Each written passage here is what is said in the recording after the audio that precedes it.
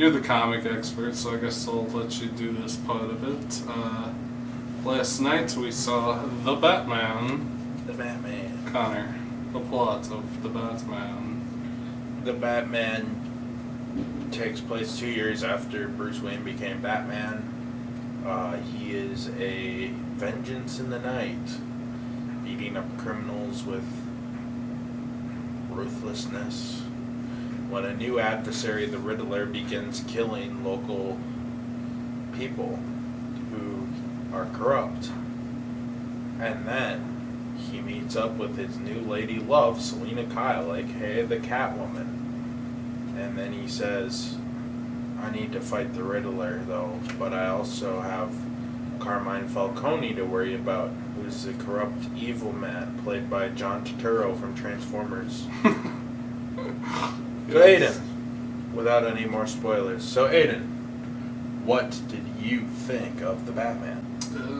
It's really fucking good. It's really good. This is easily some of the best cape shit ever. Truthfully, it's really not much of a cape shit movie, which helps. It's relatively light on action. There's a few action scenes mixed in, but both are pretty brief, and there isn't a lot of ridiculous action. The car chase even doesn't get too ridiculous until like the last 4 seconds. A lot of it is more of a detective movie than anything. It definitely takes inspiration from Fincher, Seven, things like that. So a lot of it is kind of, thankfully, I think they stray away from all the Bruce Wayne shit, which... It's more like the comics, where you lean more on the Batman shit. Yeah. And Bruce Wayne is more of a secondary identity. Like, you read a Batman comic and 90% of it's Batman, and 10% is Bruce. Yeah, so the Bruce Wayne stuff that comes up is mostly related to his relationship with Alfred, which I think is handled well, where he's stuck in like the mindset of avenging his parents and doesn't recognize Alfred as kind of the father figure that he is, but comes to appreciate him, which is nice. But a lot of it kind of just ignores the whole Bruce Wayne aspect for as much of it as it can. And it's really like a mystery story. And it's a good mystery story too. You have this kind of lunatic serial killer, the Riddler, who was inspired by Batman, and he kind of warps Batman's message. So Batman is vengeance for the people who can't protect themselves, and the Riddler sees himself in the same way, but is doing it in a way that hurts people. And so you have that interesting contrast. And the first like two-thirds of the movie, the Riddler thing is this big mystery that he's trying to solve. And the Riddler was a really good choice for this. He has like the Riddler commits a crime and he's always one step ahead of Batman. And Batman goes and finds a clue, and you get like an explanation of how this clue relates to things, and there's like a logical progression in the story to solving the mystery. And the Riddler is even further ahead of Batman. He's figured all this shit out, but he's also like a fucking crazed lunatic. So they share an ideology, essentially. It's just how they go about it that's different. And so that whole thing is really interesting. I mean, for most of it, the Riddler thinks they're on the same team. And then you have Catwoman, who's in there too, and she's partially a love interest, but she's somewhere between Batman and the Riddler, where she wants violent vengeance, but also kind of just doesn't care about the common people. So there's a lot going on. It's interesting. The mystery unfolding is genuinely interesting. It's got a lot of, I mean, everything is good. It's impressive, really, for Cape shit. It's very well shot. There's lots of like memorable, interesting shooting all over the place. The mystery unfolding is the part I like the most, where you slowly get pieces of the puzzle and you start to figure out what's going on and the connections. And I really like the acting. The action is pretty sparse, but I like the action that's there. I think like there's probably only like 4 or 5 major action scenes, but they're really well coordinated. There's the one where that was partially in the trailer where he's fighting people in the dark, and it's lit up only by the flashes of their guns, the muzzle flare. The car chase is really cool. It's all just really well constructed. The mystery's well laid out. I like seeing everything unfold. It's not like ridiculous or stupid. It's very grounded. It definitely places the whole detective problem-solving aspect first. The Riddler, especially after he gets unmasked, is a very interesting character. Yeah, it really blew me away as far as Cape shit goes. I liked it a lot. Connor, what did you think? I thought it was good. It was like, I like that they didn't go with like inspiration from The Dark Knight Returns. They went with like Batman 0 Year and Year 1 and Batman Ego, Batman The Long Halloween.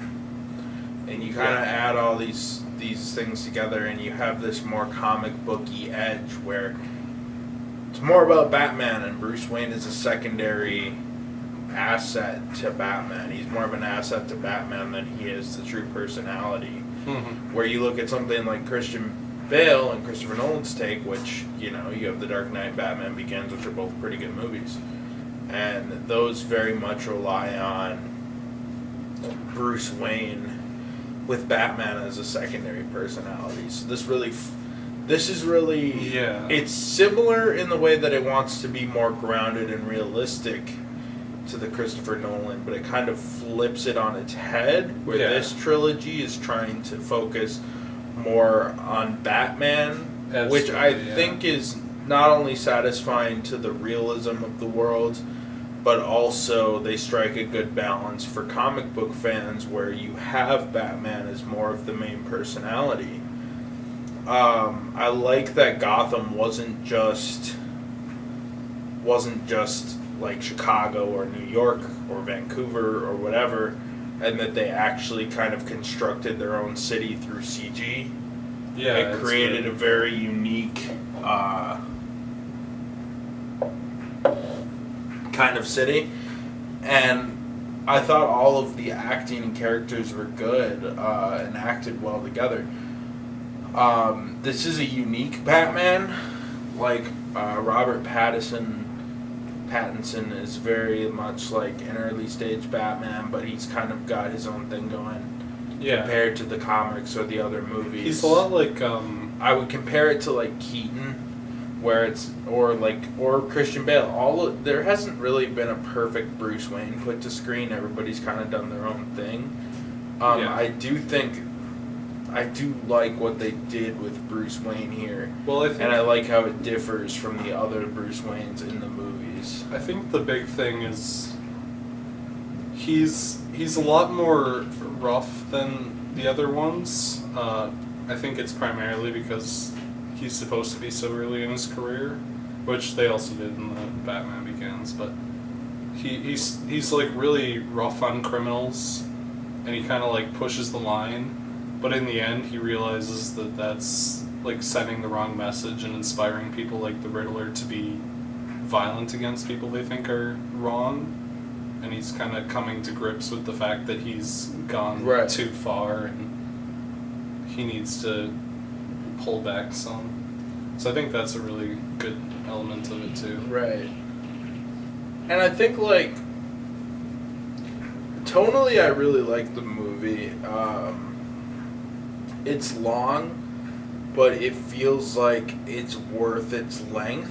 Like you're trying to unravel this grand conspiracy of this serial killer while also kind of tackling the other end of it, which is organized crime, which the serial killer is trying to unravel. And it's like this big triangle that kind of unravels over time. Yeah, it's kind of like there's two conflicting conspiracies, because the Riddler is right about the conspiracy that he's targeting. Right. And there's this big conspiracy, but then there's also, like, the whole Riddler thing is also its own whole thing that he has to tackle. So the whole, like, the first half of the movie is basically proving the Riddler right, and the second half is proving that he's a fucking jackass, you know? Right. It's interesting. I really also works. think, like, they really did a good job of unraveling the plot, or, they really did a good job of balancing the plot in a way where you have, like, I think there's the right amount of action, the right amount of, like, romance scenes with Catwoman, the right amount of mystery, the right amount of detective work. Like, they really have a lot in this movie, and they know where to put it and when, and they did an amazing job of pacing the movie. Yeah. To where you would never get bored.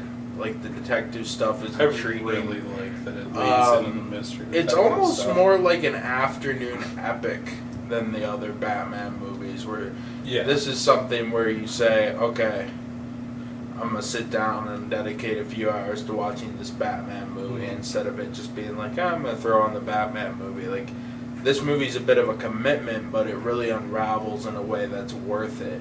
Yeah, I really like the... there's a lot of emphasis on the mystery detective stuff, but it's probably like a good 70% of the movie, and the action stuff really takes a back seat, but when the action is there, it's really cool. Right, and you almost forget Robert Pattinson is behind the mask, even though he's a huge actor. Just because most of it is Batman, you think, like, since there's so much Batman, it almost kind of starts to fade in, like, this is Batman. Yeah. More than you think of him as the star. And then when I do see Bruce Wayne, you know what's cool? You think of Robert Pattinson as Bruce Wayne. It's like, oh yeah, Robert Pattinson is behind the mask, which I thought was really cool how they mask it. Because like I said, one thing is they never really were able to accurately get the comic tonally down, because most of the comic, I mean, even when you think about as early as like the Golden Age, it's 3-ish. Like, if you look at the Golden Age, an average issue is 8 pages. 1 page is Bruce Wayne, and the exposition and the setup. 7 pages are Batman. Where you get into a modern comic, where it's 2 or 3 pages Bruce Wayne, 21 pages Batman. Yeah, Bruce Wayne is so I feel like Batman is... Right, and even in the early adventures, that was the case. And in this movie, he's only Bruce Wayne when it's, like, absolutely necessary. He becomes Bruce Wayne to go to the funeral. And even then, he still jumps into Batman mode to save the kid. There's a lot of gruesome stuff, and there's a lot of... There's a lot of, like... I appreciate that. Yeah. I saw a bunch of, like, reviews online complaining that this movie wasn't R, but I don't think it needs it at all. Like, it doesn't need You get the R. picture completely of what's going on. It is one of those things where the mind fills in. I also feel like Warner Brothers had to pull some strings, because I feel like if this wasn't if there wasn't if this wasn't Batman, it probably would have just ended up being R.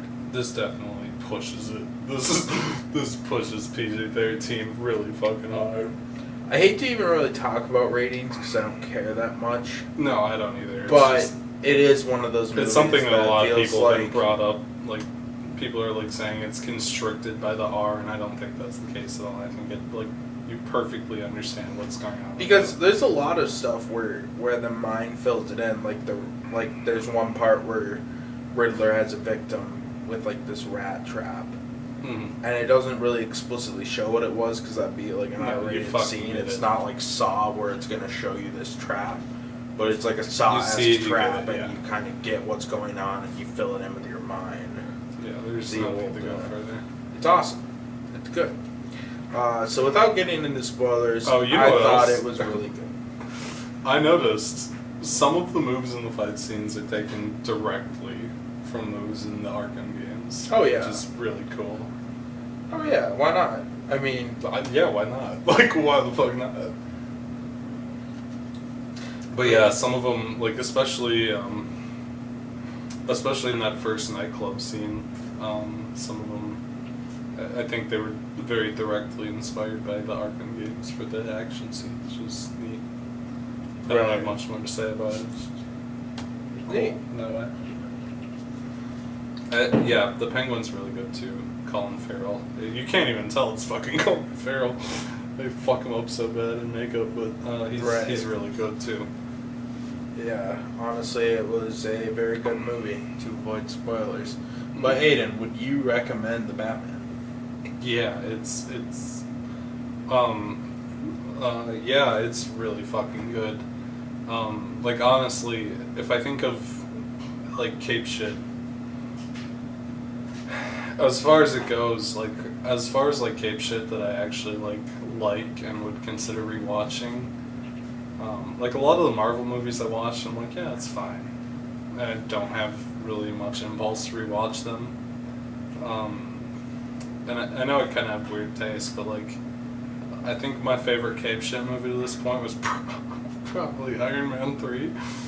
I know people don't like that movie, but I think it's really cool. And then I also like a lot of, like, ironically, like Batman and Robin, whatever. This is definitely very far up there. It's just a really well-made movie that happens to be a comic book movie. I adored it. I loved it. I was completely entranced in it. I'm not even like a big comic book guy, so the fucking ins and outs of how it relates to Batman, whatever. It's just genuinely, it's a good mystery movie, crime thriller. It's got very good action. It's got little bits of like actual thriller in it. Tense, well acted. It's just a fucking good movie that happens to be a Batman movie. It's really good. I like it a lot. Connor, would you recommend The Batman? Yes, DC's Renaissance is going, and this is another good one from DC. And I think, like, pacing-wise, it works perfectly as a Batman story. I think it's one of probably the best interpretation of like capturing Batman on the screen in terms of story pace. The only one that compares to trying to capture the comic books is the '66 Batman, because at the time it really captured the 1950s, Batman, 1960s Batman. But yeah, this is the first one. Actually, this is the only one that I think really captures the modern Batman on screen. One of the very few comics I got into, on your suggestion, was the Batman and Robin, 2011 Batman and Robin. Yeah, 2011. 2012. 2009 to 2011. Yeah, I wasn't exactly sure, but this With Professor Pig and shit. Yeah, I would it love. does. I would really love does Professor kinda, Pig or Court of the Owls as villains. It kind of feels the same as that run, where it's got the, you have the villain that's. I mean, Snyder and Morrison really follow similar impulses in pacing, and this pacing is this movie is very much inspired by both Snyder and Morrison's runs. Yeah. Which Batman and Robin is part of the Morrison run. Yeah. It definitely feels a lot like the first part of the Batman and Robin run is the Professor Pig shit. And the whole thing is you've got this violent serial killer who's, and the whole, there's not like a lot of action to it. The Batman element is him piecing together what's going on, and then you have some brief action after that. So yeah, it definitely feels a lot like that. Yeah, so that, you can finish your thing. I was just reminded me a lot of that. Even in the theater, I was thinking that. Right. Yeah. Ultimately, like I said, I think the two Batman movies that really capture the comics tonally are the Batman 66 movie and the Batman 2022. Yep. The Batman 1966 and the Batman two very 2021. different eras of the comics, but they do capture the comics. They're the ones that capture the comics. And that's not to say that the Christopher Nolan or the other ones are bad, but yeah. That's just to say, This is... if you want a comic accurate Batman, those are the two places to look. Yep. Perfect timing. I think that, I'll take it.